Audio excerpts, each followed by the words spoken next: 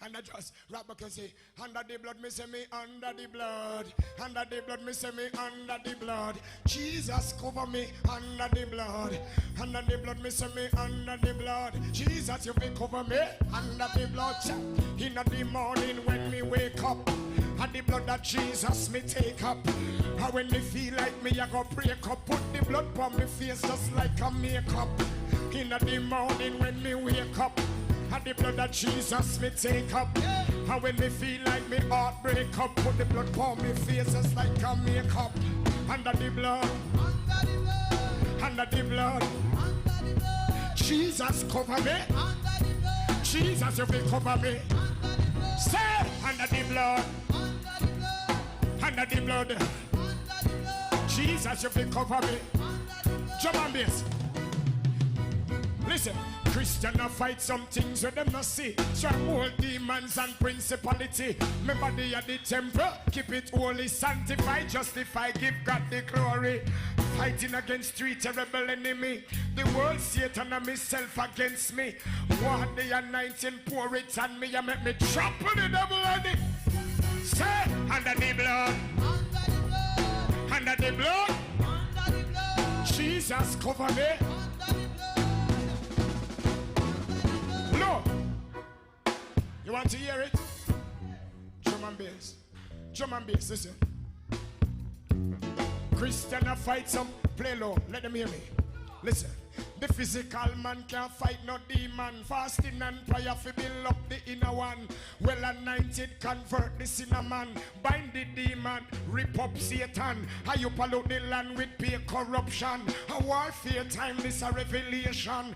Thank Father God for give me salvation. Fill me with the Holy Ghost, it is an inspiration. Say, under the blood, under the blood, Jesus cover me. Jesus, you will cover me. Say, under the blood.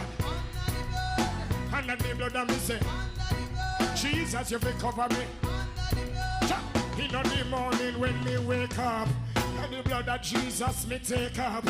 And when me feel like me, I go break up. Put the blood on me face just like a makeup. Hallelujah. Look here. This is Friday night, it's young people night.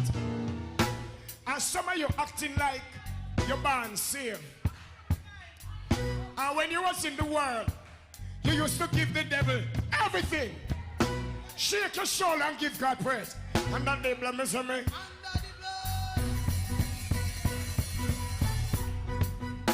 Rock your body and worship God. Under the blood, miss me, under the blood.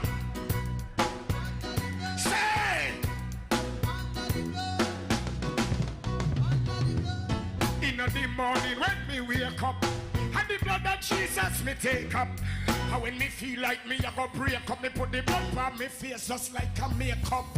Under the blood. Under the blood. Under the blood, I me say.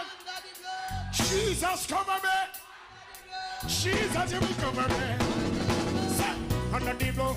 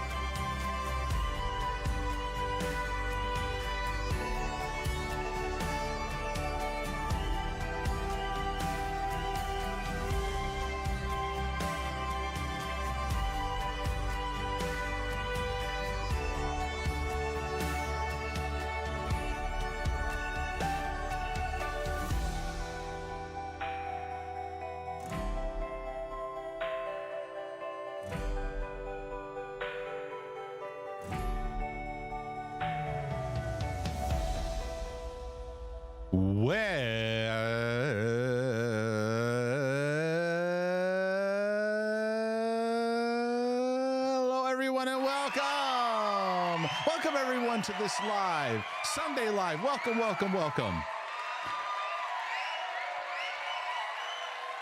I had to get my voice kind of calibrated there. It was a little bit all over the place, like I was back to being 13 again. Oh, welcome, everyone. Welcome to this broadcast. So anyways, we'll get these vocals back in line again. Anyways, it's great to be with you all here. This is Sunday where we are right now. You may be watching this on another day or you're another place on the planet. Welcome, welcome, welcome to all those that are in the live chat right now, both on YouTube and Rumble. Do us a favor, click that like and subscribe button. Even if you don't like me, click the like anyways. And then you can recant it later. Anyway, share this with your friends if the topics and things we talk about are a benefit to your life and to your journey. It's always good to have the word spread by word of mouth. You can also go to markdejesus.com and find out more information about what we're about, the topics that we address. There are books available. There's even a community that I formed for people that want to go to the next level with their journey, where I am developing a school of materials that will help those with mental, emotional, and relationship health. I just recently finished the OCD Healing Journey. If you give me 1 second here. Oh, my battery ran out. Hold on 1 second. My battery went on my ears. 1 second.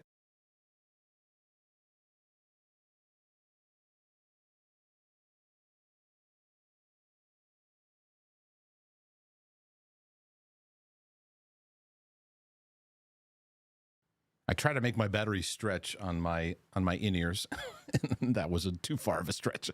Anyways, good to be back on again. So anyway, I just finished the OCD Healing Journey training course, which is available now in the Healing and Freedom community. But other than that, it's been fantastic to be able to host Sunday Lives where we get into questions, the questions and battles that you have and you face. You can go over to my questions page, markdejesus.com/questions. You can submit them there. There I will look at them, take them into consideration. However, there's a vast majority of the questions that come in that have been questions I've addressed before on numerous occasions. So if you don't see a question asked, it may be because I've addressed some form of it already, and oftentimes multiple times addressing it. And about half of the questions that come in have to do with obsessive compulsive type of battlegrounds and areas. Be sure to get the book on that, the OCD Healing Journey. And I've got so much material on my OCD help page that can get you started. And go ahead and search those Q&As there to see what kind of things, topics and areas that may have already covered the battleground that you are facing and that you are working through. But anyways, ladies and gentlemen, I would not be the man that I am without my sister from another mister. I could not be a brother from another mother without her. She is the love of my life, all that I cling to. She means more to this world to me, and that's not codependency talking. Melissa DeJesus is in the house. I am here. Is your microphone okay? Yeah, but okay. You know, I like to sit sideways, but that, yeah, okay.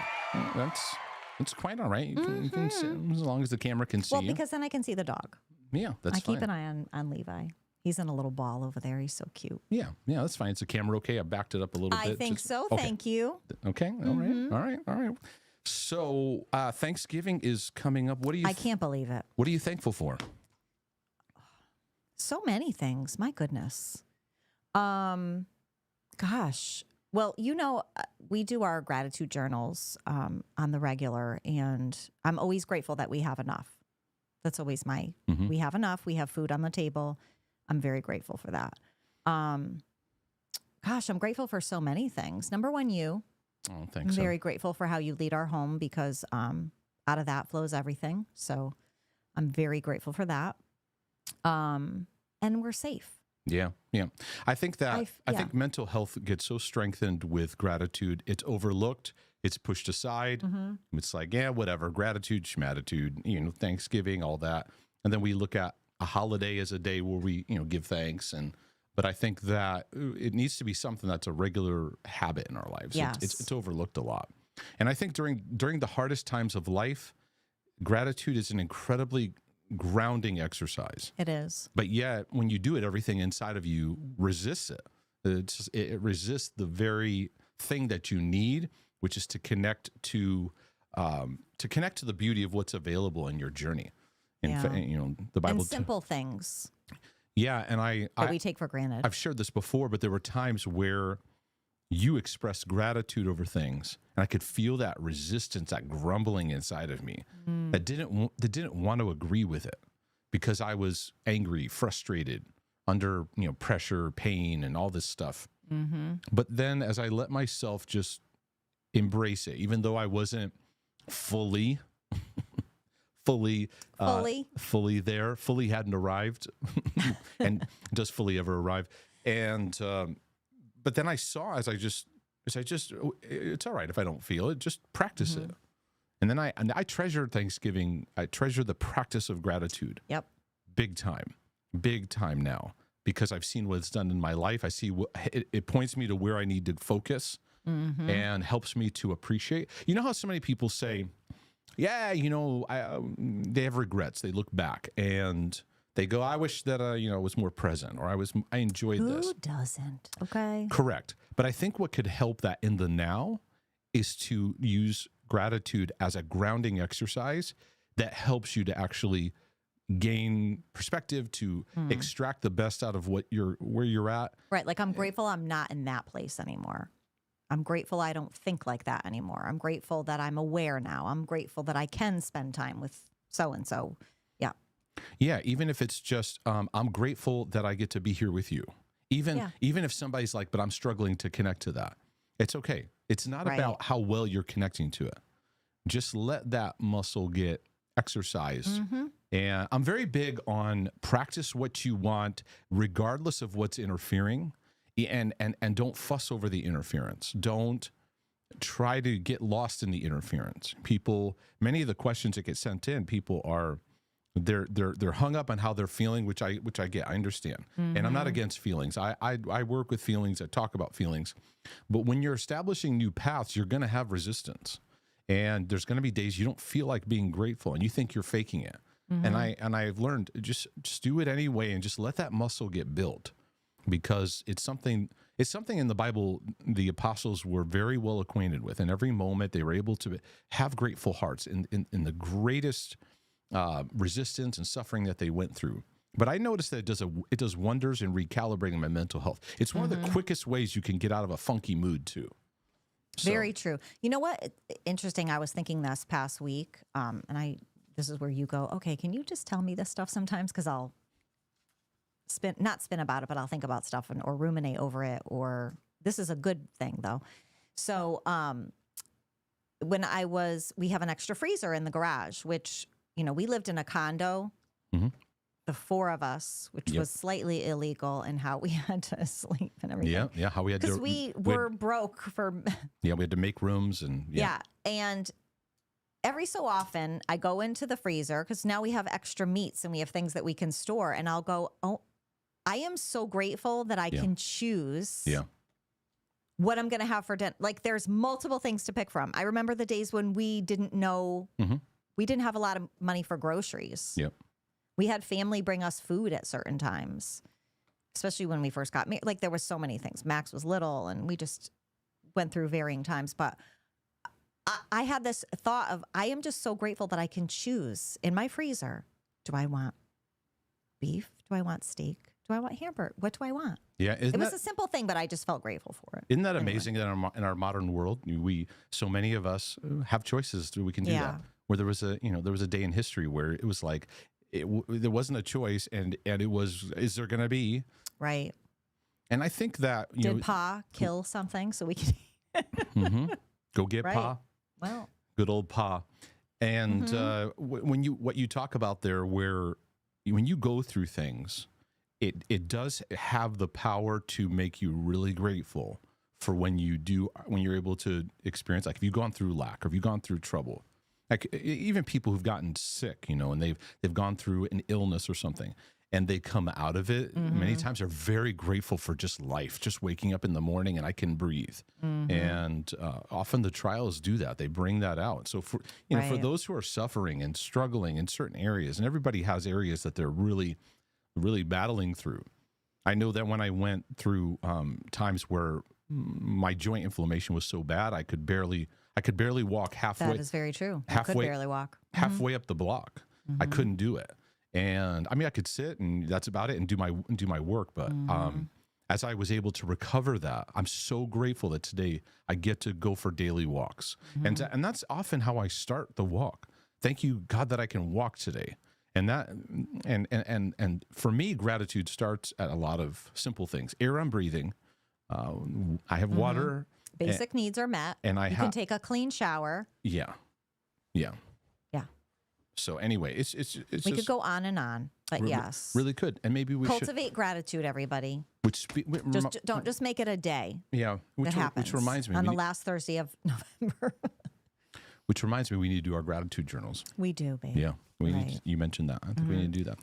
So speaking of spinning.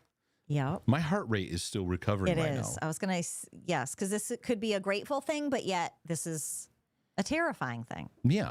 So to give you a quick story today, just before coming here into the live, I had mentioned, I think a few weeks ago, that I had an idea where maybe as a way to help Max, we have lots of Max stories now in the journey. Yes, we do. As a way to help him, maybe to see if possibly, I don't know if he could drive. I said, maybe one day I'll get a golf cart and we'll just kind of do that in the neighborhood, go and kind of give a low risk kind of way to kind of see if he can develop the hand-eye coordination and all that. Well, anyways, we have a wonderful neighbor, lives next door. He's the guy, if you guys remember, we dropped a tree on the side of his house. Yes. And he just didn't care.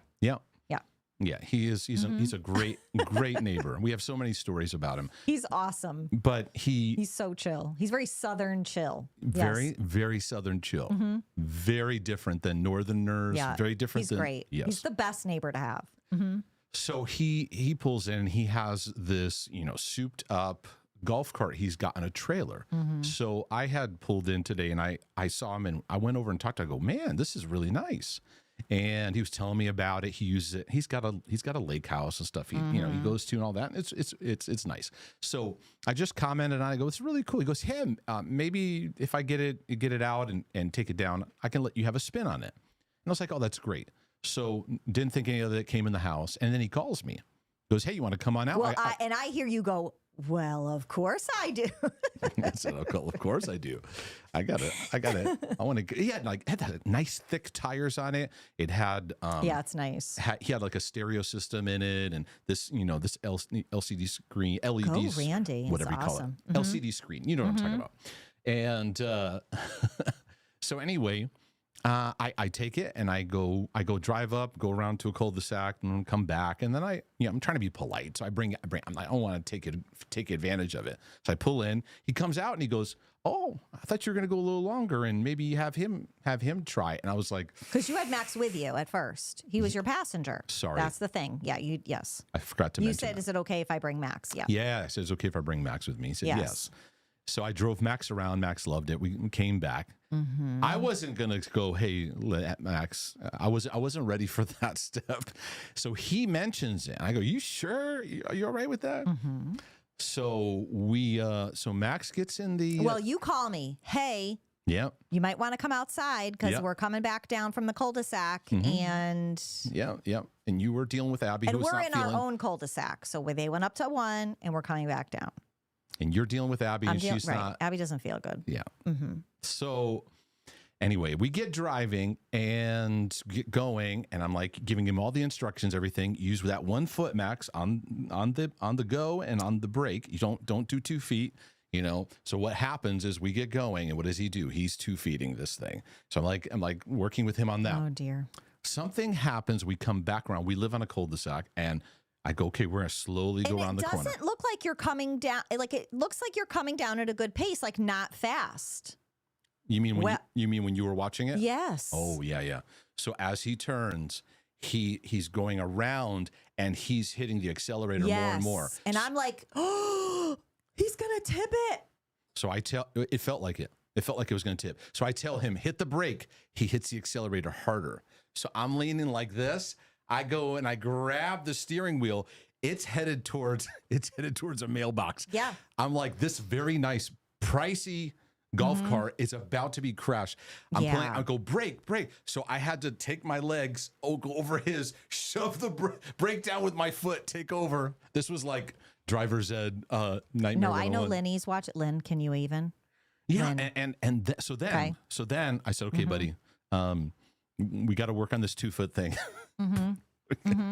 So he drives off. This is no lie. He drives off. He starts getting going. He goes, Dad, I think I got the hang of this. I'm like, Meanwhile, he's like, where?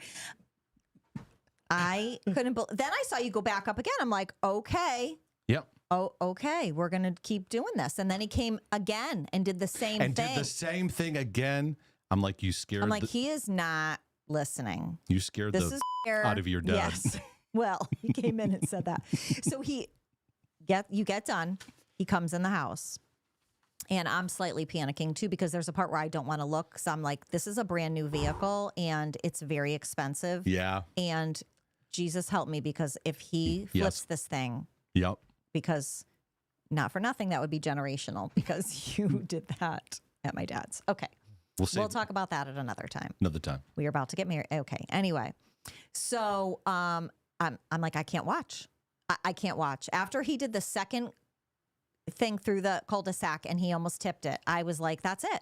I don't understand this. And I look over, I peek out, I'm like seeing if Randy's having a panic attack. Randy doesn't care. And I'm like, He's laughing. He thinks the whole thing's hilarious. Yep. I'm like, okay. He's wired just way different. Oh gosh. So anyway, us Northerners are just wound too tight. Anyway, so Very Max true. comes in the house and it melted my heart into a million pieces.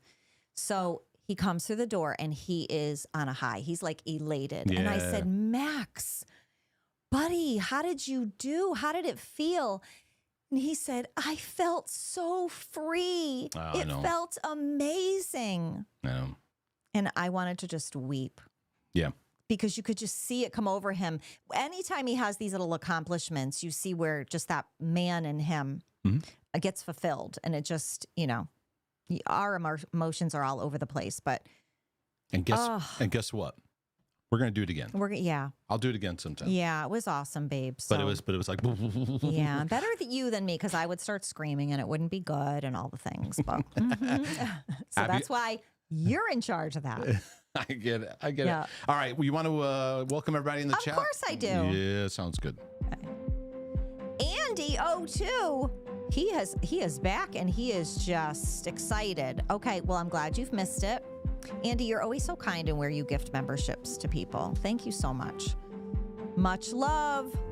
Okay, he said, I love you all, de Jesus Familia. Andy, you're so kind. Thank you. Familia. HS, hello. CC, we like your comment. I'm going to read it in a few minutes. Stacy Landis, hello. Leslie Bell, patiently waiting. Thank you. Tim Brown, Adrian.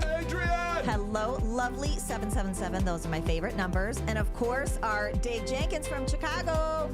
Dave has figured us out. He's like, sound check 1. Yes, Dave. That's Thank you, what the Dave. beginning is.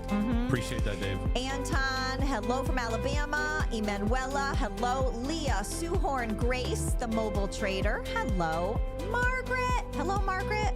Renee, Sarah, Sovereign, Emma P, Lindsey Graham, hello. Polly Shosha. And Sarah, hello. Emma, Cakes Don't Lie, yes, Under the Blood. Can I just say, too, we haven't seen that version, the longer version, in a while, so I appreciated it. Marty, Logan, Olaz, Carol, Divine, Coro, let's see, Shada, Joshua Miller. Follower of Truth, Pearl, hello. Rachel, Besides Still Waters, Nick, King Bimba, Alexandria, Estelle, our lovely Estelle. Let's see, Heather, Audrey. Let me go down here. I think these are the repeating names. Judy, Shada, Patrick. Hello, Patrick. All right, I'm going to just go down here. Christina, Mike M, Vern, Pink Wolfie, Owl City, Eric. Okay, let me go over to Rumble. And Fit Lion, Arlene and Janata are over there. Abby Bloop, hello. And everyone else listening, if I missed you, I'm sorry I missed you, and welcome. Wow, that's pretty impressive. Very, very impressive. Thank you. Yeah, just as the music ended. You know, Nicely done. Nicely done. Before I get into the questions, can you mention the one that was there? yes. I'll address that. Hi, Mark. Can you please comment on John Bevere? All right. It was after reading some of his books that I got into religious OCD. This is very, very possible I've for that seen to happen. some of his latest YouTube videos. My heart jumps with the title only. Okay. Well, let me give you a quick little snapshot. My history with John Bevere. And I try to look at teachers and preachers with reasonable perspective. I don't try to get into some of the ditches that people get into. I try to hear them out, especially because if you're not familiar with a certain stream of theology and you just run right into it, you may have some very strong, opinions. And I try to look and understand. And anyway, there is an appreciation I had for John Bevere in the early days. I would say around 2003 and 4. I remember listening to some of his messages going, who is this guy? And I ordered a bunch of his CDs, and there was a couple things that happened. It helped stir a passion in me. It also helped me to understand some of the battles that, we're going through, gave me some spiritual discernment in some areas. So I'm grateful for that. And I think that when you look at a lot of preachers and teachers out there and you look at it reasonably, they're often hitting a target audience that may need their emphasis. There's a lot of people that would listen to what I go, and it's just not for them. It's not for where they're at in their journey. But there's many who come in and God has placed me in a position where I can be a vessel of grace for your life and for your journey. But yeah, John Bevere does manifest a type A personality.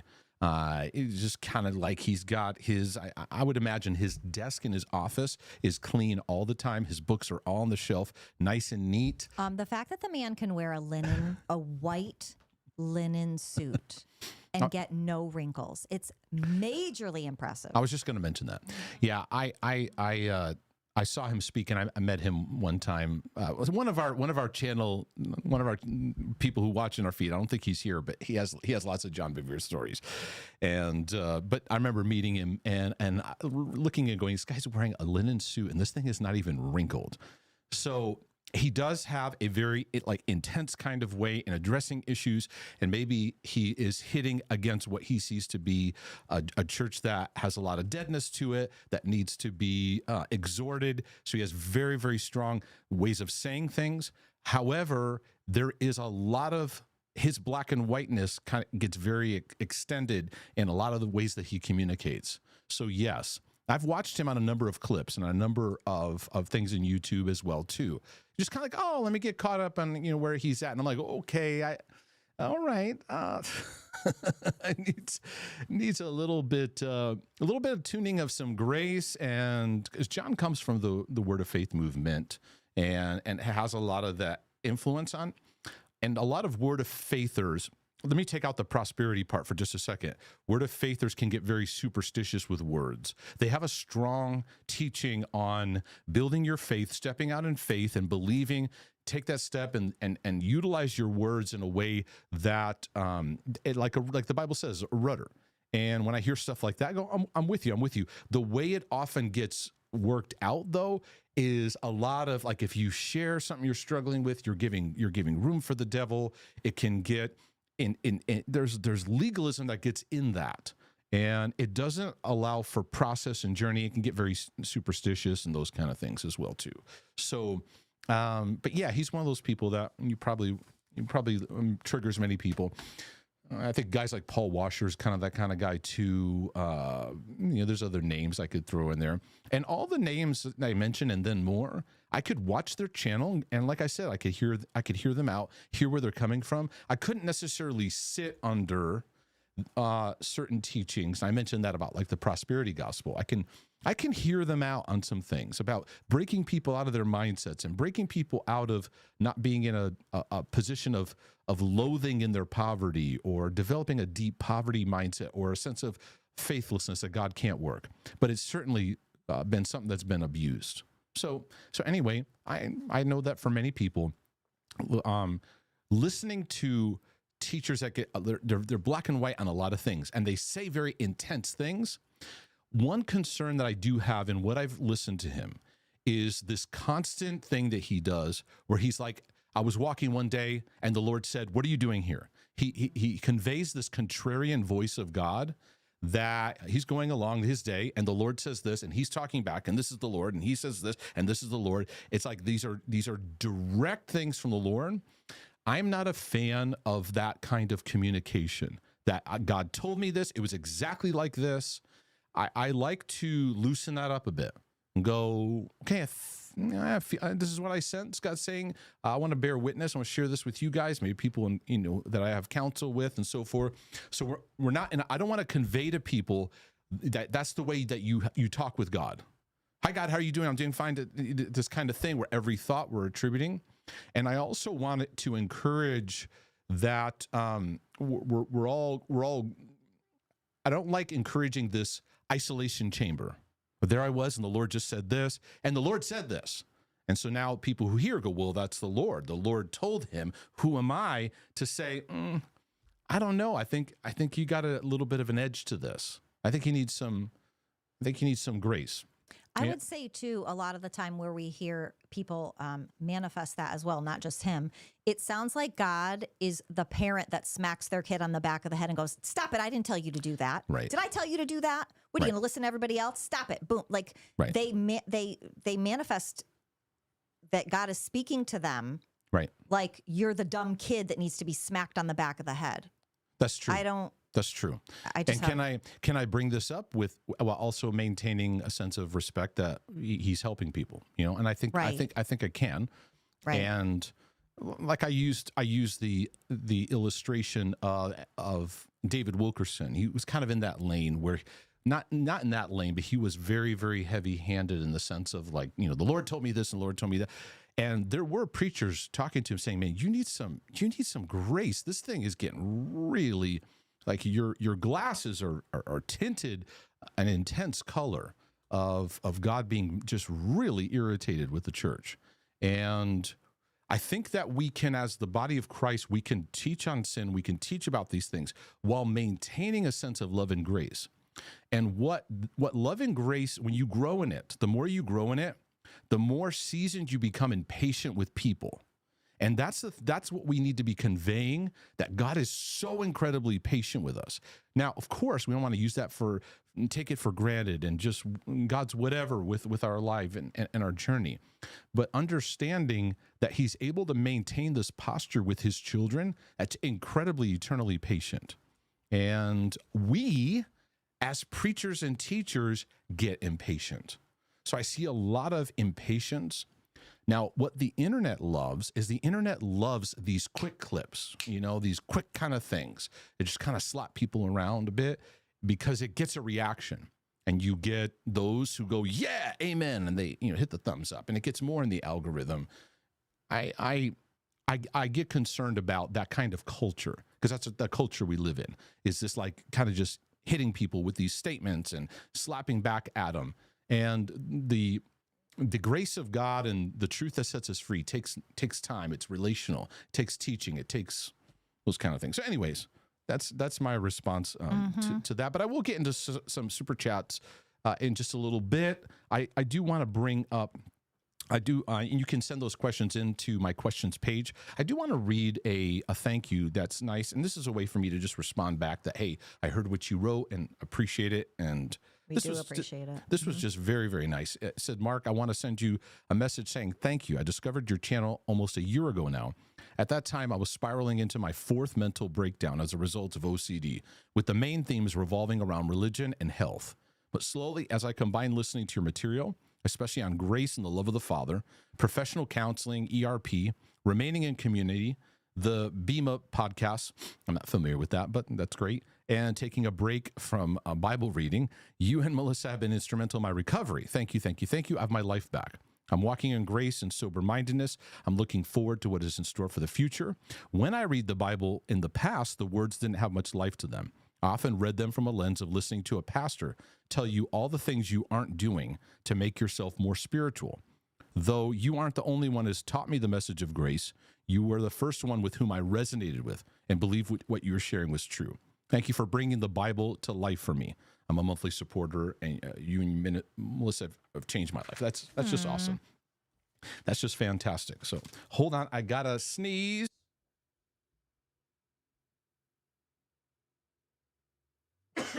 Look at the light. You always should look at the light. That makes it worse, doesn't it? Yeah, makes a sneeze come out. Oh, well, I'm looking at lights. That's true. But I'm saying look right at it. I'm looking at lights the whole time. I have a sneezing problem when I go up to the drive-thru. We roll down the window. Can I take your order? And I go, just like going to take my order. I got to That's sneeze. true, you do. Yeah, it's weird. Then I have a problem ordering. You talk to me like I'm a handicapped kid. You're like, I don't know what happens to me in the drive-thru. I lose all thinking. I can't remember. I'm always like, can everybody repeat it? Mm-hmm. Then the person who's listening to the order is like, ma'am. One time I think we're at Burger King. You're like, I want a Coke. I don't know what happens to me. They're like, what size, ma'am? You were laughing so hard. You're like, what just happened? You want Coke? Oh my gosh.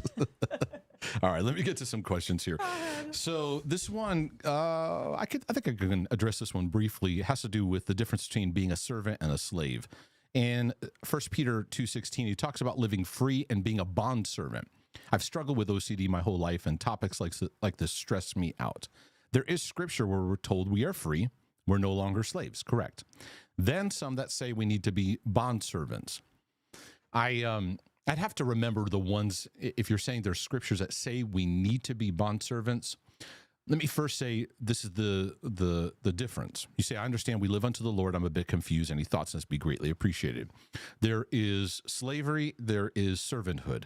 A servant chooses to posture their heart to help, to bring service to another person.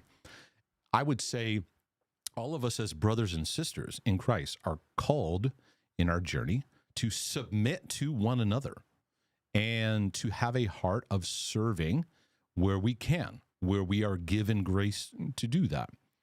There is an aspect of slavery that Paul says we are no longer under. And there's many, many things in that we could list out and look at. He uses it in Galatians, we're no longer slaves, we are sons. And that is really a transition of coming out of the law, and now there is a freedom in Christ in sonship, as we are sons and daughters. We are sons and daughters who serve. Now, there's a term, bondservant, which is an interesting picture of someone who's in service in a bond to the master. And Paul communicated in that way. He's like, I'm just bound. I am so bound to Jesus Christ. This wasn't a forceful thing put upon him. This was a joyous, gracious step of love. You know, and I think that's where many of us are learning to shift from. We've done so much service out of performance and out of slavery and out of I feel bad and I have to. When you make the shift into sonship, you see your ability to choose, because the power of love gives us the ability to choose. Freedom in Christ, I have an opportunity to choose. I have an opportunity to take a step and make a decision. And so I choose to love you. I choose to serve in this way. And in that, Paul says, I'm bound to Christ. And he meant it in a good way, just as I would say, I am bound to my wife, you know? And you can communicate that in two different ways, can't you, right? I can go, I'm bound to my wife. We are one. Or somebody could be like, oh, you know, I'm connected to the ball and chain of slavery, right? You can communicate the bond in a negative way. You can communicate the bond in a empowering way. So bond servants, they're very much deeply connected, a sense of a bond to who they are serving. But it is not slavery in the sense of it being forced upon you. And one of the things that is very different from a slave versus a son is a son is a part of the household because of nothing the son has earned. So my kids, they're children of Mark DeJesus. They had nothing to do with it. And in the spiritual, God's given us that. We had nothing to do with making that happen. We received our sonship. And so A slave is there only to complete a task and to do something. That's the identity relationship that's there. And so many of us as Christians, we're recognizing that we're living in a form of spiritual slavery, very performance driven, no identity outside of what we do. So it's been a passion of mine to help people to break out of that.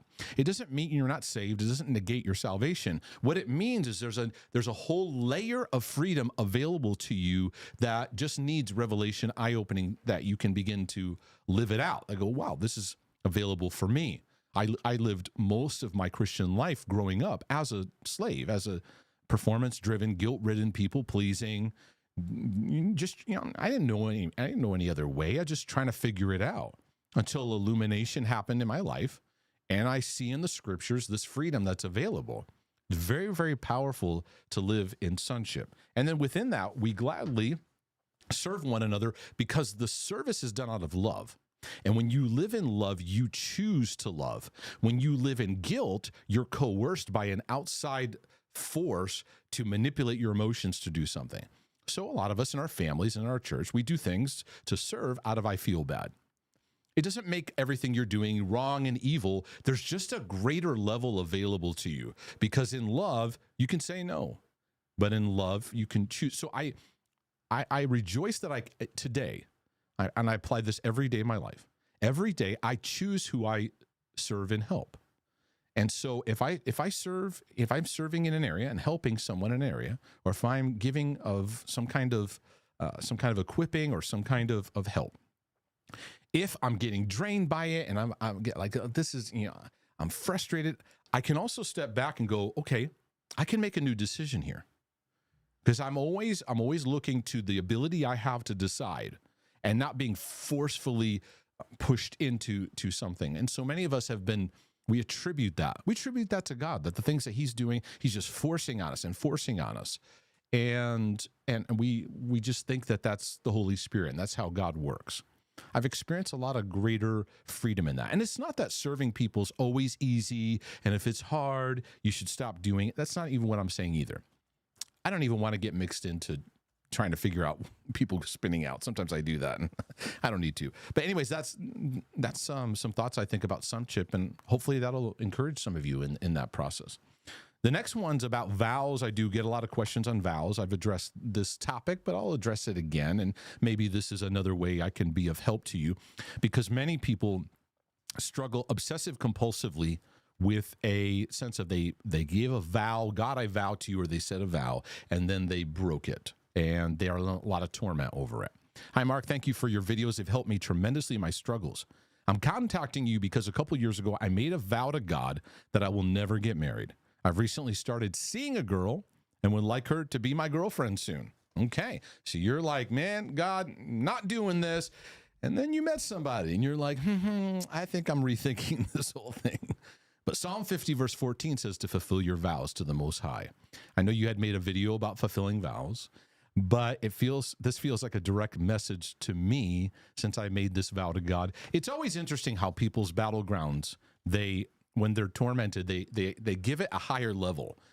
So it's like, I know you address vows, but this one's different. This is vows. This is not, this is vows, super vows to God, as though, the other vows to God are not to God. So anyway, you said, does this mean I probably shouldn't pursue the girl I've been seeing? No, pursue. A lot of us make declarations and vows out of places of immaturity. I'll give you the classic. You want to know the classic vow that people make out of immaturity? God, if you'll help me from this, I'll never sin again. How many of you said that when you were kids? I'll never sin again. Just help me, right? You do something wrong and you panic. Your parents are going to find out. We often make these vows out of immature places. And so God knows that. So his words to us are, don't make these things. Don't make these things unless you really mean it. And so the lesson for you, brother, is you made it. Don't make those just flippantly like that, because you see where times have changed. We all will make these sweeping statements that have like a vow essence to them. In deliverance ministries, they'll often look at vows, right? And it's kind of in a different way. Vows are often these deep-seated belief systems that we anchor into that become things that we follow in life. For example, I'll never trust a man. I'll never, guys can't be trusted, women can't, or those kind of things. These sweeping statements you make that become belief systems that impact how you live. So, and often in deliverance ministries, they'll go, that could be a vow you renounce. Say, hey, I don't know. I made this kind of declaration. It guided my life, and I need to do business with it and renounce it. I know that can get carried away, but there is an understanding to how these things fuel our life. Now, why you said I will never get married, most likely it was out of frustration. It was out of pain. And so God's word is like, don't make these unless you plan to fulfill them. However, you made a vow, you didn't fulfill it. You didn't commit the unpardonable sin. And many vow obsessors, they treat it as that, and they're spinning and spinning and spinning. So could you see it as a sin, breaking your vow? Maybe. I could give room for that. Is it unforgivable? No. So the lesson is recognize that we have a lot of immaturity in statements we make. And let your yes be yes and no be no, but that's something that we learn along the journey. And if you struggle with vows, look at Peter. Peter's like, Lord, no matter what happens, I am going with you. He made the magnanimous, immature statement that many of us at times do. There are people who come up to me, they just met me, and they go, Mark, I want to teach what you teach. I want to run with you, and I want to go with you. And I'm like, oh, stop. It's like, don't say that, right? Because I know they can't keep that. They don't even know me. They're making covenant commitments when we just met, or they heard my teachings for a while or whatever. But we have a tendency to do that. Now, there is a very strong vow that we all know of. It's the marriage covenant, right? And so this is something that's thought through, that you walk into, okay, I'm committing to this. So even Peter is like, I will go with you to the ends of the earth. And Jesus goes, by the way, Peter, now that we're on that thought, before the rooster crows, you're actually going to deny me, and you're going to do it 3 times, and it's going to be a mess. So Jesus confronted his immature vow making that he made. So I think it's good for us all to look at vows as something sober, that if we give our word, hey, I'm going to be there and I'm going to do this, right? That we become people of our word becomes our bond. But I know many people, they spin out, oh my goodness, you committed some unforgivable sin. I remember one time, it's kind of a random example I'm thinking of, but when I was a youth pastor years ago, speaking of like big declarations, or you can call this a vow or not, but things that we say that, we get taken up on. I was a youth pastor. We had a growing youth group, and we would go to camp every year. We would drive from Connecticut to Pennsylvania, a long drive, but we would go to a camp there that was hosted by a Southern Gospel group named the Couriers. You could look them up online. You can find out about them, but they don't have the camp anymore. But they had a great relationship with our church, and so we would rent those big coach buses and take our teenagers for a week, and they'd have a youth camp there. And I remember our church was an Assembly of God church, but we didn't go to the Assembly of God youth camp. We did our own thing. And I remember the district, higher upper youth person talking to me, and he was getting to know me, and we developed a great relationship. I remember him talking to me one day, and he said, hey man, we would love to have your youth group as a part of our youth camp, And I said this statement to him. I said, the day we go to your youth camp is the day that I become a Muslim. Okay. So that's basically my answer to you. I want to say like a year later, or maybe 2 years later, I get a letter from the Couriers. We can no longer host this camp anymore. We're so sorry to say this news. I know this is a big change for many of you, and we're no longer having it. And so I called up the district youth director. I said, hey, man, I guess I'm becoming Muslim. We both had a good laugh, and it was a moment for me to go, yeah, sometimes you say things and you recognize it. Folks, you have to give yourself the ability to recognize, hey, I said that at the time, and here's where I'm at now, and recognizing it. And at times we say things and maybe we go, I need to be more sober with how I use my words. But a lot of people spin out unnecessarily as though God has banished you.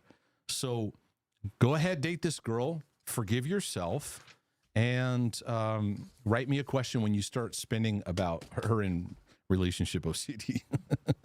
So anyways, we're going to take a dance break, and then maybe I'll check out the super chats.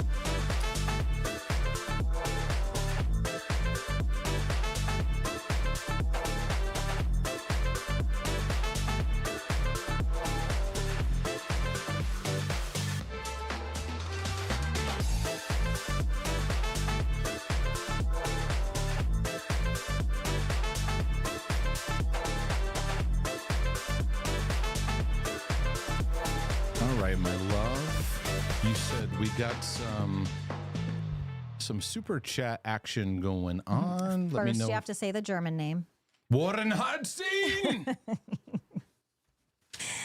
Oh, I love it. I saw his name pop up and he said, yo. And I'm like, yep, you got to say it now. Got to do it. Okay. Hold, please, sir. You are going to love this super chat. Okay.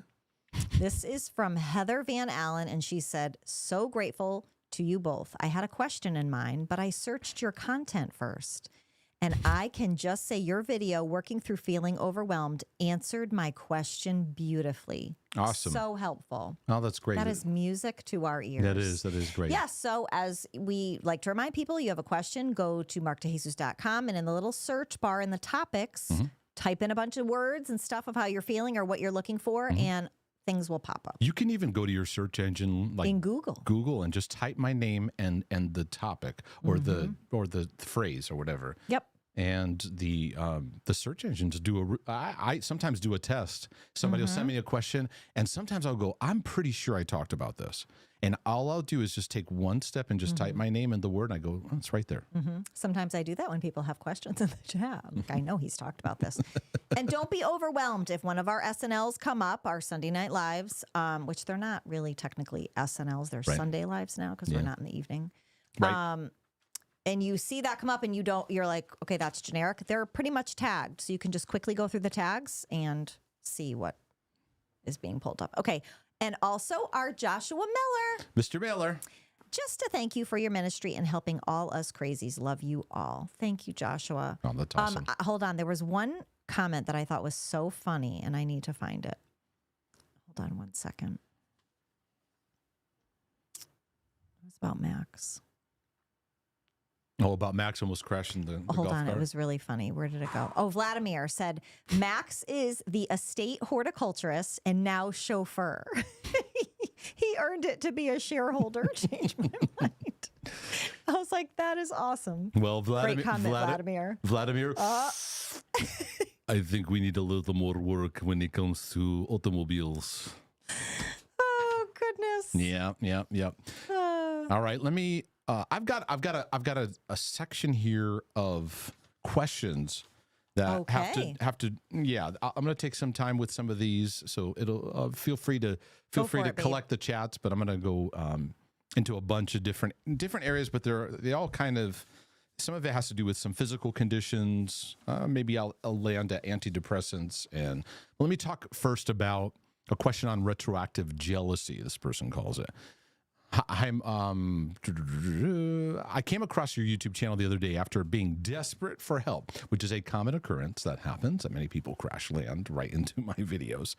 You seem to know a lot about OCD of many kinds. It's been a great blessing to me. But there's a topic you don't seem to have addressed. And please understand, folks, there are endless topics of OCD lasting into eternity and longer when it comes to the content that OCD can grab a hold of, just so you know. So it's impossible for me to address every little nuance of every little thing, but there's themes that go on. There's a big issue that I struggle with, namely something called retroactive jealousy. So retroactive jealousy is basically you're obsessively spinning about someone else's past and their history. That's basically what it is. It's a form of perfectionistic kind of, can be nitpicking. It's a form of perfectionistic obsession. So retroactive jealousy, it's just obsessive compulsive jealousy. This seems to be a fairly common issue that's rarely talked about anywhere. When it's addressed, it seems like good answers are lacking. This is something a lot of men in particular are struggling with. I would say it's both. This doesn't have a, I wouldn't say women or men struggle with it more. I've seen it in both pretty equally. It can be a marriage wrecker. It can be a marriage wrecker if you act on it. If you act on this is a very common relationship OCD compulsion, is you feel disturbed about the other person's past or their potential past that maybe you don't even know about yet, or something that they may not even have shared with you, or it's just it creates a disturbance. But what if? And then all the 7 distortions come into play and you cycle through them. But it's driven by a sense of perfectionism, a sense of just right. I need this to feel just right so I can feel okay. And so it can stir up an emotion of envy, a jealousy, and then you can compulsively talk it out. You got to address this. You got to work through it so you can feel better. And then it makes matters worse. Okay. Many feel that they can't address this issue with their spouse, or when they do, a lot of times the relationship can be dealt a serious blow. Yes, correct. Because you're compulsively trying to if there's something legitimate about the person's past, you sit down and talk about it and you get to know. You don't interrogate it. Obsessors interrogate. Well, I need to know about this thing that was going on, right? Now, if a married couple, if the husband was out and he didn't tell her where she was and it was shady, he has shady behavior or whatever, I'm not talking about that. I'm talking about having a spin about something, and now you're trying to get a sense of resolve by over talking it. So it's a truly gut-wrenching experience to deal with all by yourself. It's a can of worms. In my experience, this issue is often frowned upon, especially in Christian circles. I was blown off and told it's in the past, it's forgiven, man up, get a grip, that doesn't matter. Yeah, I get what you're saying, and you're saying I'm blown off, it's frowned upon. I get what you're saying, and you feel frustrated about it, but you have to understand too, people are kind of going, let it go, man, let it go. So you have to understand other people, obsessives, you have to understand that you frustrate other people too. I know many times we can go, no one's helping me. Sometimes take a step back. I had to take a step back and go, man, I know where this is really draining people, how much I am excessively needing to talk about this, because you may be feeding your compulsion and over talking, and they're getting frustrated. So let me just be a brother to speak into that, because this could help you if you learn how to starve that compulsion. When I was younger, I was actually foolish enough to expect help from pastors in the churches I frequented. I feel like you're getting kind of black and white here. You know, so you went to pastors for help. They may gave you good help. They may not have. They may just didn't land. I think this issue strikes a nerve in a lot of people to this day and age. Speaking from experience, it's really painful to go through. Feels like you're burning up on the inside. It leads a whole lot of other troublesome thoughts and issues about your spouse. Any thoughts? Yes, this is an OCD issue. It's a very common one. It's not rare. It happens a lot. Happens a lot in marriages, happens a lot in dating, happens a lot in engagement. It happens in friendships. Let me list all the possible places this could happen so people understand. So you're needing to practice what it looks like to have imperfections in your spouse. And every person has a history of some kind of things that they're not proud of, they're not super thrilled about, that were immature, that were, you name it. So the journey of growing in marriage is not so much where you've been, but what's your mindset about where you're going and how you're going about it now. Because if two people come together in marriage and go, we're going to both work on ourselves, and we're going to grow together and grow in what love is, and we want to grow in that. That's a great recipe. And yeah, there's stuff in the past and things, and you talk about them over time organically, not because I got to get this thing off my chest. I got to figure out what did you do. I got to feel better inside. That's where you can identify the compulsivity that comes. And, but yeah, that's an OCD issue. I encourage you, get a hold of the OCD healing journey and walk through it with that understanding. Your obsession is about the past. Your compulsion is to overtalk it. And with that in mind, go through the book material and let it speak to you. I got some mental health questions. This one's an interesting one. I have a bunch of pathways I could go with this. Somebody asked me about dissociative identity disorder. That gets into a whole category of mental health. Interestingly enough, I have walked through a lot of seeing this. I haven't done a lot of in-depth work with these kind of people, but I know people who have. So I'll share a couple things in feedback. A person writes, I don't know much about deliverance ministry, casting out demons, and such in modern day. I wasn't raised in a church that talked about that stuff. Dissociative identity disorder used to be called multiple personalities. Yes, that is correct. To me, which I'm not 100% sure what I think on this issue, and it's okay. You don't have to be 100% what you think on the issue. But it seems like a demon possession, but I don't know. I wanted to see what you thought on the issue of dissociative identity disorder. Yeah, the issue of DID, as it's called now, and back in the day when I was seeing people working on these kind of struggles, it was still called MPD. And then during that time, the name got changed. Now, this is a part that is not debated. It doesn't need to be debated. Is DID comes from very severe trauma.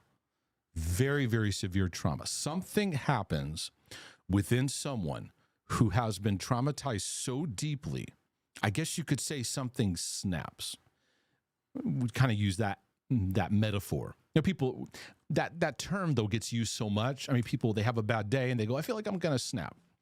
This person is traumatized so deeply, their coping mechanism of trying to escape the pain, get out of this moment. It's so excruciating.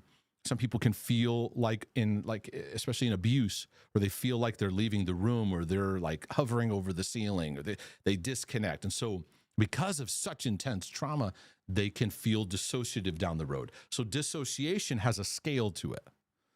And many people in their mental health journey goes, I dissociate a bit. I disconnect a bit. I have a video on that where I talked about that.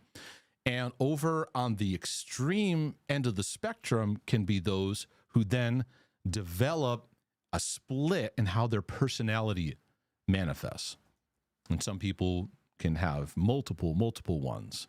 And these personalities they have like a way about them. One is more shy, one is more defender, develop all these things. So it does seem, it's very, very clear that there's heavy trauma going on. How that impacts the inner life, no one knows perfectly, but it does seem like physiologically, psychologically, spiritually, there is this massive hit to the system. So the way that it pans out, it does seem that there's a demonic element to this. Now, when I share this, just me saying that causes people to hyperventilate, causes people to spin out. We have so much fear of evil and so much goofy teaching. But when I read the Gospels, I've been involved in deliverance ministries in a lot of different levels, a lot of different ways. Seen a lot of things that were helpful, a lot of stuff that's like, nope, this is goofy, this is unhelpful. Seen stuff that like, this is false and it's leading people down really bad pathways. And a lot of it, I'm going, this isn't really actually helping people. There isn't fruit coming out of this, okay? But I don't toss the whole thing away. But it does seem, my viewpoint right now, and I have the right to evolve, but my viewpoint, when you see Jesus and the apostles walking through and there's these just demonic casting out, very intense kind of situations going on, I believe in those people that they're ministering to, there was severe trauma that opened up this massive, and I'm not talking about even just like car accident level trauma, like very, very severe physical, sexual kind of trauma. It does seem that that's what if I was to go into that time, I would probably think many of those people, that's what went on. The Gadarene demoniac, where Jesus confronts and Legion says, my name is Legion. We are Legion, for we are many. And Jesus asks the demon the name. I do not believe Jesus asked the demon's name so that then you'd have demon chasers today going, what's your name? And we write down the list of names. There's deliverance ministries that do that, and it is the goofiest thing on the planet. It is a waste of time. I make no room for that. I have no room to even rationalize that. It's just, it has caused so much damage to people unnecessarily. That was a lesson for us to see in this element with this guy who was a problem in the community. I believe this dude was a severely traumatized man. And it got to this point and people didn't know what to do. So he's off on his own. So Jesus goes to him and Legion, if we are many, you know that whole story. There's the story of Mary Magdalene, who was it 7 demons were cast out of her. I personally believe that Dallas Jenkins did a good maybe and when he does The Chosen, this is not the Bible, but it's trying to maybe fill in some blanks to see what could have been. And so with that in mind, and he brings out Mary's involvement, and if I remember right, where it was I don't know, it's either like prostitution or things like that, or the sex industry kind of thing, alluding to that being a part of her lifestyle. Am I right? Yeah. Okay. So anyway, and then there's a section where she has the whole episode. She has a time where she goes back to some of those people. Just very, very interesting. So her demonic struggle could have come out of all the activity that that she was severely involved in. And I know that this causes a lot of people to spin, but there's something about super severe trauma that causes somebody, a broken spirit dries the bones. A merry heart does good like a cure, but a broken spirit dries the bone. And like a city being broken down without walls. But when we're under severe kind of traumatic experiences. So it does seem like that to me. I'll share an experience I had many years ago. I was asked to come teach at a church, and it was a Wednesday night. So I committed to teaching, and then they offered for me to be a Wednesday night teacher indefinitely. because they're like, oh, this is great, keep doing it. So I ended up teaching there for 9 months. They eventually asked me to pastor the church. And I was like, nah, I don't want to do that. But I was teaching there for a season. Anyway, there was a woman who attended who was DID. And so some of the stuff I've seen would just flip people out if they were there. This was the same church that I had to have bodyguards at because a guy went nuts on me, and because I was teaching on the love of the Father, and he flipped out about it. That's a whole nother story that I told. I've told it a couple of times. But anyways, at that same place, this lady, she like the room sat in tables. That's how the auditorium was set up. That's how they sat for church at the time. Everybody would sit at tables. Kind of a neat way to do it. So she's like right here, right in front of me, and she would change right in front of me while I'm teaching, like just right there. Interestingly enough, I'm talking about identity. I wasn't doing at that time. I wasn't doing a lot of heavy evil spirit deliverance kind of stuff. I did get into some of that. I'd get into like fear and get into accusation, get into rejection, get like a lot of those things that you see in some of my book material. All I was doing during this time was I was teaching on identity. And she'd flip and change, and then she'd always get upset at me. She'd always get upset at me. She'd come up and she's like, I'm going to tell him. And she shared with me. She goes, well, my identity is this, this, and this, and this. And I said to her, I can't back that up biblically. I can't back it up biblically. God has given you one identity. You have one identity in Christ Jesus. And that just made her more mad. You know, and she was coming at me more. And, you know, you're in those kind of positions. You feel a combination of things. You feel like you're being pulled into an argument. And two, you're like, am I okay here? Is this like, do I need some backup right now? Because it started to get uncomfortable. And then she would come in and week out arguing with me. And I was like, from a biblical standpoint, there's one identity. I'm like, and I said to her, I don't necessarily have the condition that you have, but I have a lot of stuff that's interfering with my true personality in Christ. I have a lot of things that are personas and fabrications and masks and things that are not how God wired me, and I'm still using them as ways to cope. I said to her, we all have areas of our life, but I know this is that people who have that kind of severe trauma, you have to develop a sense of safety and rapport to be able to speak into those areas. And I was kind of put into this, like, you know, confrontation kind of thing. And I'm not into this like Yosemite Sam, like, you know, kind of thing that sometimes Christians like to get into. That doesn't change people's lives. But anyway, let me go back to the Legion thing. It is interesting how this demonic kind of manifestation, though, happens today, because I'm going to kind of flip a channel just for a moment. When you see the movement of the LGBTQ, the transgender, the now moving into where you can flip and change your pronouns at any moment, I do see a very interesting demonic inspiration to all this, because one of the pronouns that gets expressed is they, them, of people referring to themselves as that. Listen, I'm not even good at remembering people's names, so I would flunk even if I did believe in following people's need to call them by their pronouns. But it is interesting how the manifestation of that, like they, like, why are you calling yourself they? But that whole movement is coming out of confusion of identity.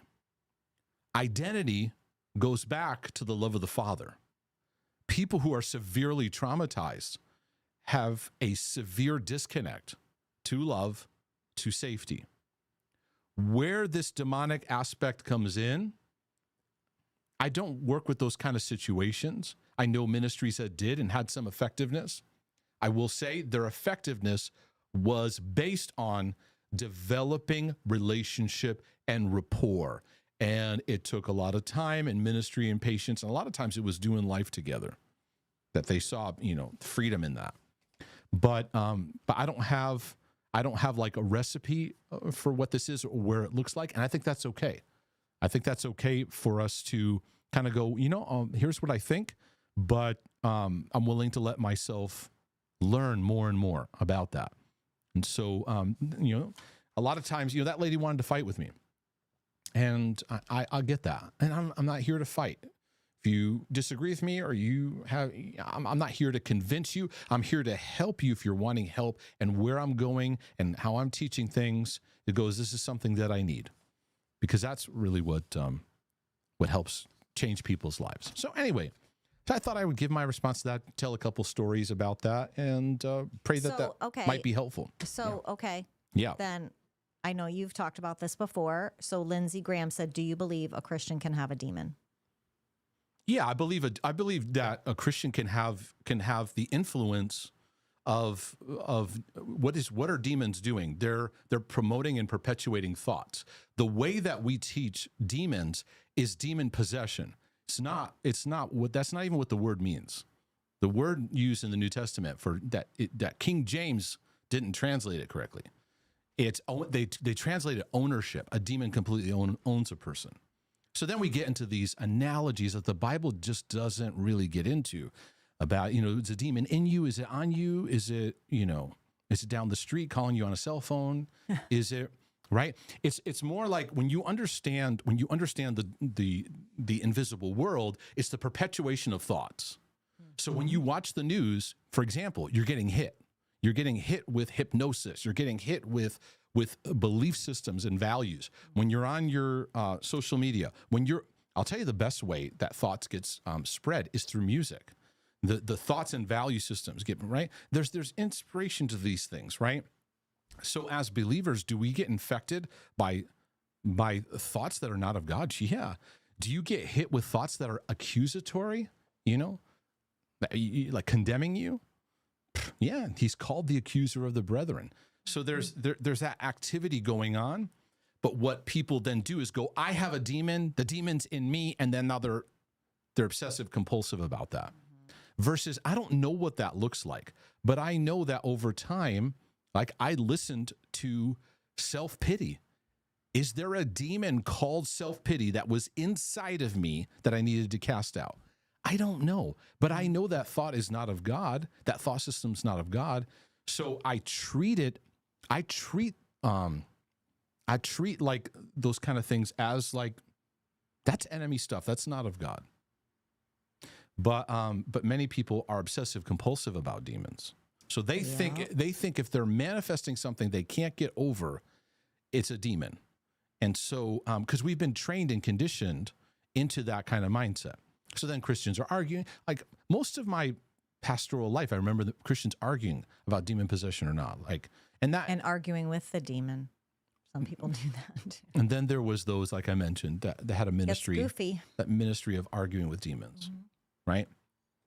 So I find the more that I grow in working with people, the less I used to be more demon focused, because it kind of give you a grid. Like you kind of label these thoughts. That's fear. That's this. That's right. It kind of gives you a sense of, because a lot of Christians don't know this thought is not of God. They have a fearful thought. They think it's God talking to them. We attribute a lot of thoughts to God. So this kind of discernment can help you to realize. Am I answering the question, or am I helping? Because you're seeing the comments. I don't know if I know where people can go with this. It can go in all kinds of different directions. Yes. And especially this is where a large percentage of those who come to my channel have a thought that messes with them. Mm-hmm. Whatever, a sexual thought, a murder thought, a blasphemous thought, it runs through them and they are terrified. Yep. They often that's a demon, and you got to get the demon out of you. That kind of focus, I don't recommend like that, because then you're searching for someone to pray over you. I got so many people running to the altars, get this thing off of me, pray it off of me. And then the thought's getting worse. And then they're going, oh my goodness, I'm hopeless. That pathway. Is that so am I addressing it in the way that they're asking? Yes, you're answering it. Okay. I just read a comment. Well, I understand what you're saying. I just, because we've talked about this a lot. I just want to make sure that people understand. Mm-hmm. Yeah. Because I know that this. Lindsay said yes. That made sense. All I right. was told I was a precedent. Yep. Yes. Yeah. Mm-hmm. All right. It's good, boo. Hold on a second. Wait, go ahead. Because then I'll tell you where I struggle.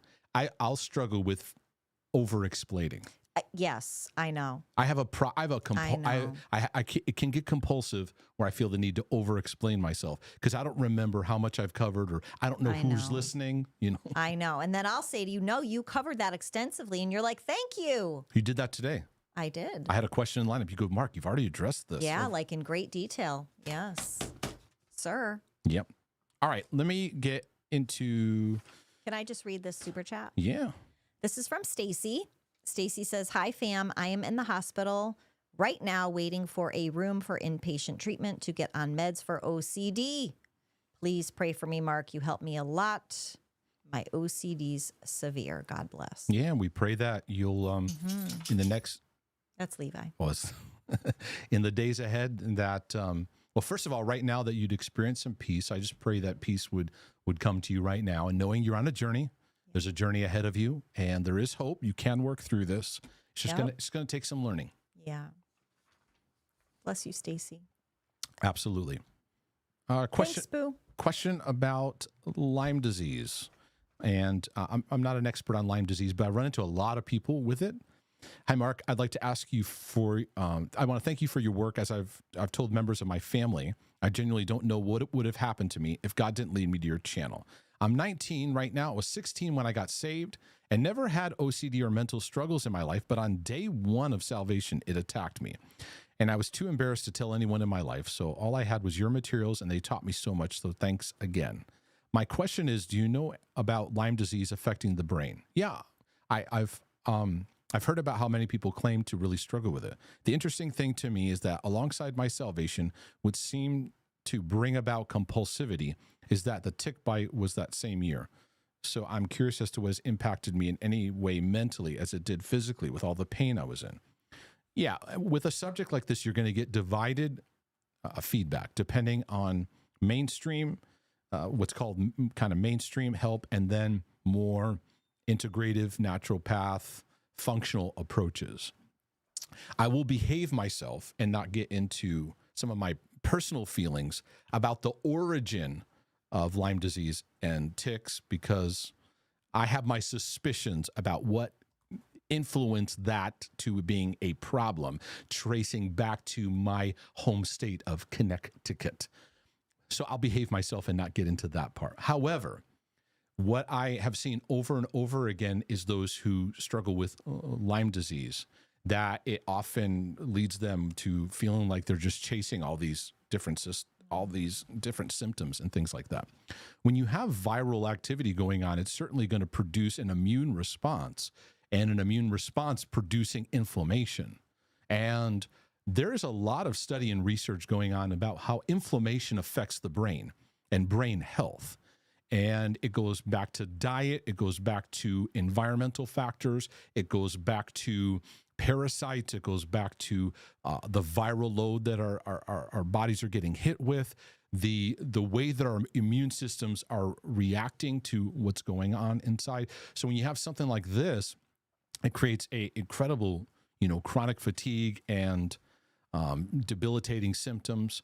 So you have to buckle up for a journey in that. This is not like, I'm not trying to give you mental health advice or even medical advice, but those I've talked to. I remember I was interacting with a nutritional coach who that was one of his things. He just collapsed under Lyme, and his journey was recovering his immune system.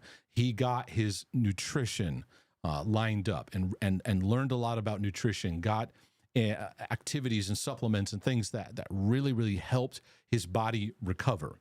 I know one of the things that I use is methylene blue and red light therapy. I have one of those little red light things, and I use it. I actually put it on my shoulders because I have massive inflammation that hits my shoulders. That's a whole issue in itself. But I do use methylene blue along with that. You can look up red light therapy. And again, it does take you down a pathway that's not mainstream. But many people who've had Lyme disease, they'd get it like an IV with it, and have these giant red light chambers that they would go into, because the red light combined with the methylene blue helps to bring life to the mitochondria. The mitochondria have to do with the life in your cells. And there's been a lot of recent understanding of how mitochondria is affected. So without getting too nerdy, that's kind of sometimes I think maybe I should have went and been a doctor. But anyways, that's kind of some basic. So the inflammatory response affects the mind. Many people are afraid of dementia. That's a big fear nowadays, right?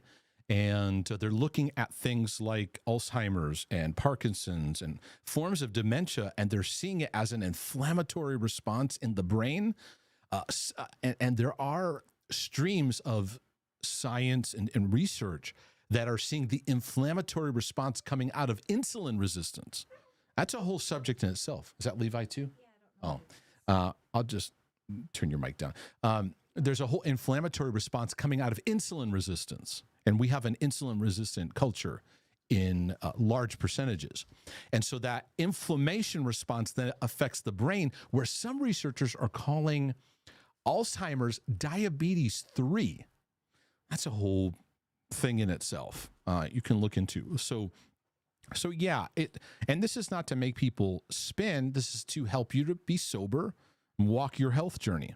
Not be afraid, be sober to walk the steps. So with Lyme, you're needing to all hands on deck to strengthen your immune system, to recover it back, to find ways to gain your strength back step by step. You'll need to be super patient with yourself, and you'll need to find a combination of rest and stretching.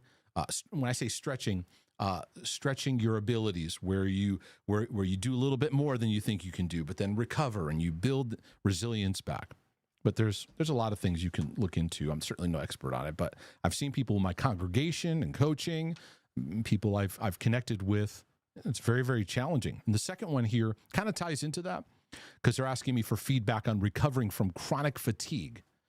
And chronic fatigue is this title that's very difficult to look at and go, okay, this is what you have. Because many times people have the symptoms of chronic fatigue, but it's another underlying illness that they have that maybe just didn't realize, or they go from doctor to doctor, thing to thing, and they just can't figure it out.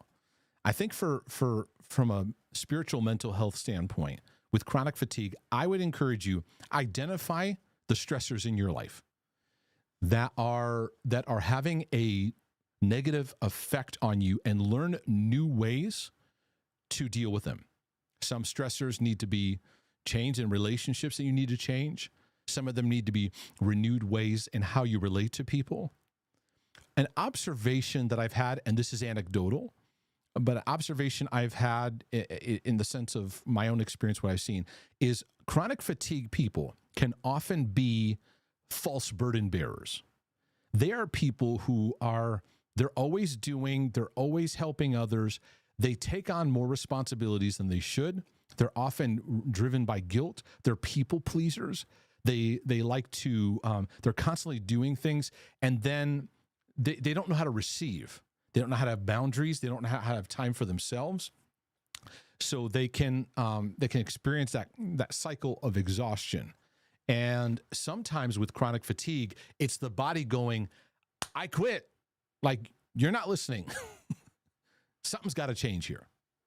And it's a time to make some major, and maybe there's a whole reboot that's needed in how you approach things. But also, I think cleaning up your diet's important. And I'm a big proponent on that. The diet is very helpful for mental health. It's been huge in my life. And in today's day of processed wheat, processed sugars, processed oils, where our bodies are getting hit with that. And so what's happening is our bodies are being overloaded. Every day, most people, think about this. Your body is being overloaded because of the environment, because of what's in the food system. And and then not to mention all the medications and things that we're taking, stuff like that. So our bodies are flipping out, and in a certain way, because the immune burden is too much.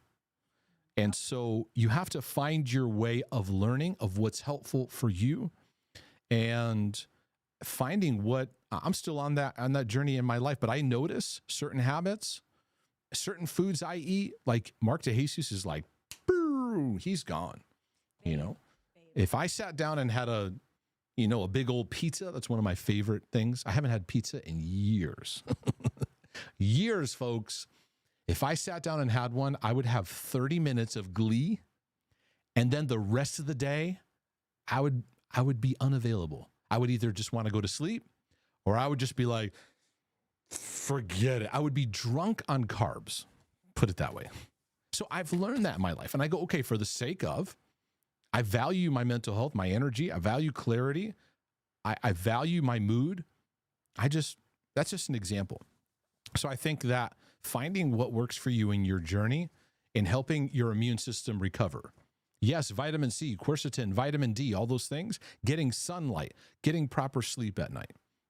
All those things are very, very good for the mind. But I think many of us we're in a hamster wheel, and we have to take back our ability to decide. So that's feedback on that. Another one that's kind of in this category, in this area, has to do with antidepressants. I do have a long-form broadcast on the Christian mental health and medication. I took a lot of time to present that in a reasonable way, bringing out insight and understanding to the topic. But anyways, I've been on antidepressants for 30 years after 2 heart surgeries, which causes multiple symptoms after a regular function of my heart. Since then, I've had a heart transplant. All right, you've got a lot you're going through. So my heart is working good. I've attempted to come off, but symptoms reappear in a horrific way. So I started again, and now weaning off with a doctor help slowly. I've been told that I'm an addict and I should go to drug rehab, and I'm not trusting God to deliver me. What are your thoughts on this? I think that sounds like goofy church advice that you were given. Yeah, because they don't understand when you're on antidepressants for 30 years, your body's adapting to that as a way of life.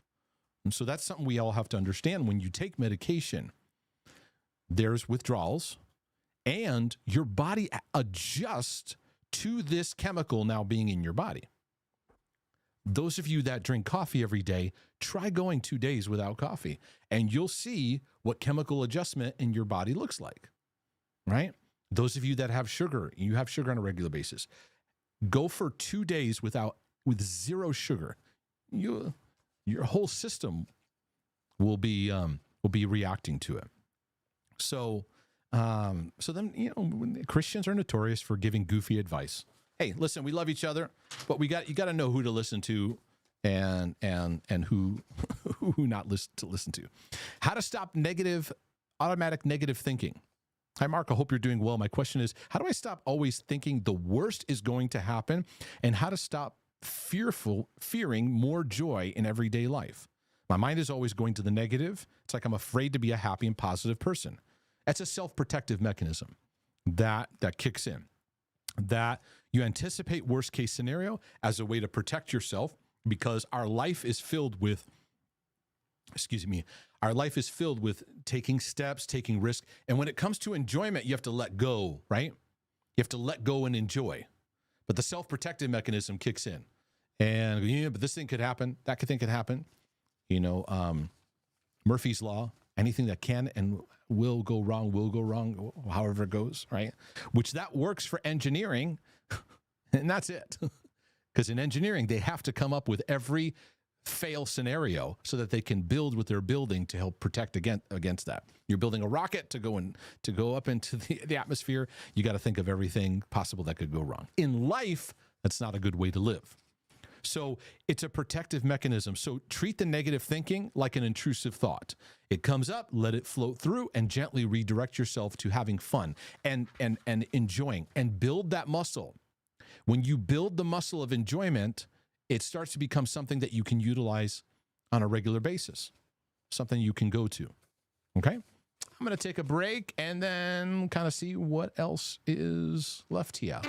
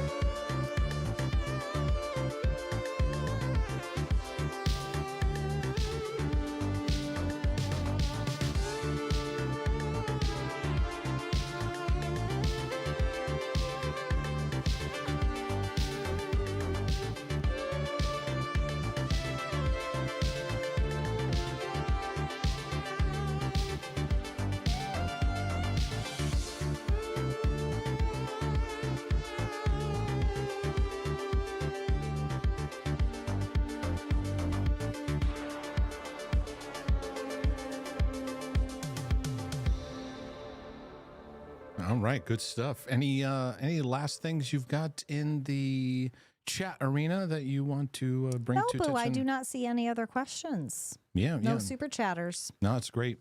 It's great. Let me check Rumble. No. And there was somebody who made a comment about asking too many questions or something like that or something. Never. Don't apologize. It's fine. No, it's fine. I'm talking about other people. You know what was funny when you were talking about the food, though? It made me think of when I got those that really great container of the mixed nuts. They were roasted mixed nuts, and it was so good. It was like candy. Okay. And we were eating. Remember, we were eating them. So then I went to another store, and I was like, "Oh, we need the roasted mixed nuts." So I got them from the second time. First time I got them at Target. Second time I got them at Harris Teeter, and we were like, these ones from Harris Teeter do not taste the same. And you were like, check what oils. The ones from Harris Teeter were way better. I forget what that was in, but the ones from Target were in some kind of seed oil. The better tasting ones had crap oil. The worst oil. And we were inhaling. And you think you're great because you're eating your almonds and your cashews and walnuts. They are so bad for you, but they tasted amazing. Abby gets frustrated because I'll be in the store. I'll be in the store, or we'll be at home, and she's eating something. I'll kind of look at the can. I just I have this thing where I just want to know, like, what? Just curious. She's like, Dad, quit reading the ingredients and everything. Right. Anyways, folks, you can go to markdacey.com. You can look at the topic section if you want to find more insights on a particular area you're working through. I just did a part 2 last week on the Christian and healing our sexual struggles, and went to the next level and getting to some of the specific battlegrounds and areas that people struggle with. So be sure to check that out. I do plan on hosting a live this week before our Thanksgiving break. Stay tuned for more materials, more good stuff. Please click that like button and subscribe. Other than that, ladies and gentlemen, it has been an honor for your brother from another mother and your sister from another mister. And we're saying we'll be back with more insights for your healing and freedom journey. But in the meantime, we out.